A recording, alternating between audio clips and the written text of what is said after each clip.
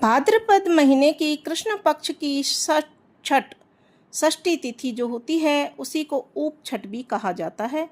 ऊप छठ को चंदन षष्ठी, चानन छठ और चंद्र छठ के नाम से भी जाना जाता है। वहीं देश के कई राज्यों में इस दिन को हल षष्ठी के रूप में मनाया जाता है।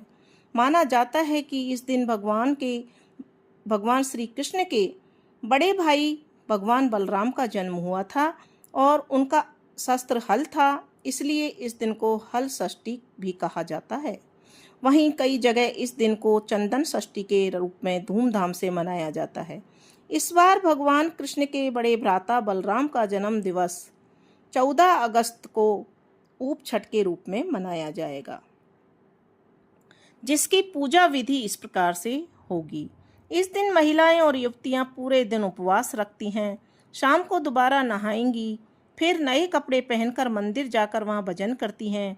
इस दिन कुछ लोग अपने इष्ट के साथ साथ लक्ष्मी जी और गणेश जी की भी पूजा करते हैं।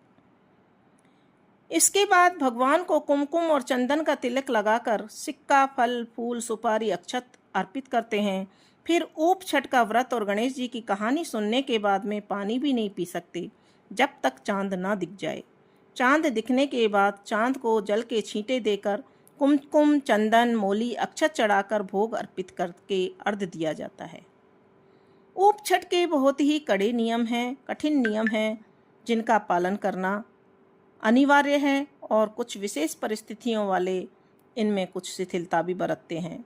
ऊप छठ के व्रत का नियम है कि जब तक चांद नहीं दिखता है तब तक महिलाओं को खड़े ही रहना पड़ता है।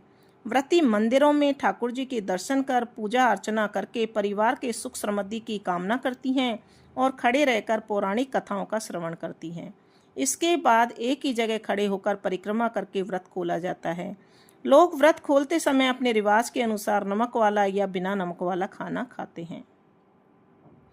पंचांग के अनुसार इस साल 2025 में षष्ठी तिथि 14 अगस्त को सुबह 4:23 पर शुरू होगी और 15 अगस्त को सुबह 2:07 पर खत्म होगी। कोई भी व्रत उदय तिथि के आधार पर रखा जाता है, इसलिए हल षष्ठी या ऊप छठ या चाना छठ का व्रत 14 अगस्त को रखा जाएगा। यह त्योहार रक्षाबंधन के 6 दिन बाद और जन्माष्टमी से पहले आता है। इसमें जो पूजन की सामग्री होती है उसमें लगभग कुमकुम, चावल, चंदन, सुपारी, पान, कपूर, फल, सिक्का, सफ़ेद फूल और अगरबत्ती और दीपक, ये अनिवार्य रूप से रखना चाहिए। अब हम सुनेंगे ऊप छठ की व्रत की जो प्रमाणित कथा है, पौराणिक कथा है उसको। ऊप छठ का व्रत और पूजा करते समय ऊप छठ व्रत की कथा पढ़नी और सुननी जरूर चाहिए। कथा के अनुसार एक गांव में एक साहूकार और उसकी पत्नी रहते थे। साहूकार की पत्नी रजस्वला होने पर भी सभी प्रकार के काम कर लेती थी। रसोई में जाना, पानी भरना, खाना बनाना, सब जगह हाथ लगा देती थी। उनके एक पुत्र भी था। पुत्र की शादी के बाद साहूकार और उसकी पत्नी की मृत्यु हो गई। अगले जन्म में साहूकार एक बैल के रूप में और उसकी पत्नी कुतिया के रूप में बनी। ये दोनों अपने पुत्र के यहाँ ही आ गए। बैल से खेतों में हल जुताया जाता था और कुतिया घर की रखवाली करती थी। श्राद्ध के दिन पुत्र ने बहुत से पकवान बनाए, जहाँ खीर भी बन रही थी। अचानक कहीं से एक चील, जिसके मुंह में एक मरा हुआ सांप था, उड़ती हुई आई और वो सांप चील के मुंह से छूटकर खीर में गिर गया। कुतिया ने यह देख लिया और उसने सोचा कि इस खीर को खाने से कई लोग मर सकते हैं। उसने खीर में मुंह अड़ा दिया ताकि उस खीर को कोई लोग नहीं खाएं। पुत्र की पत्नी ने कुतिया को खीर में मुंह अड़ाते देखा तो गुस्से में एक मोटे डंडे से उसकी पीठ पर मारा।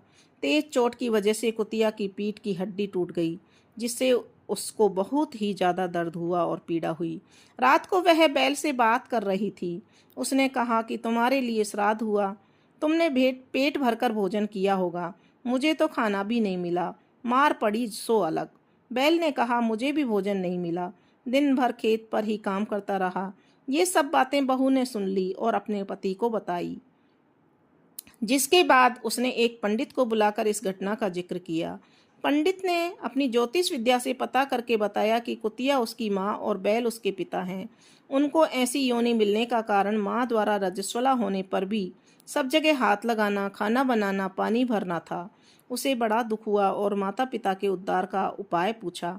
पंडित जी ने बताया कि यदि उसकी कुंवारी कन्या भाद्रपद कृष्ण के पक्ष की षष्ठी तिथि यानी कि ऊप छठ का व्रत करके शाम को नहा धो करके पूजा करे और उसके बाद बैठे नहीं, फिर चांद निकलने पर अर्घ दे और अर्घ देने पर जो पानी गिरे वह बैल और कुतिया को छुए तो उनको मोक्ष मिल जाएगा।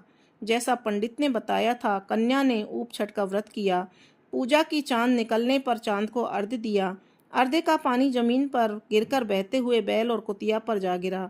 ऐसी व्यवस्था उन्होंने पानी की कि पानी उन पर ही जाकर गिरे और पानी के ऐसे गिरने के कारण दोनों को मोक्ष प्राप्त हुआ और उन्हें इस योनि से छुटकारा मिल गया। हे ऊप छठ माता, जैसे आपने इन पर कृपा की, जैसे इनका उद्धार किया, वैसे ही कहानी लिखने वाले, कहानी पढ़ने वाले और कहानी सुनने वालों का भी भला करना और उद्धार करना। बोलो छठ माता की जय।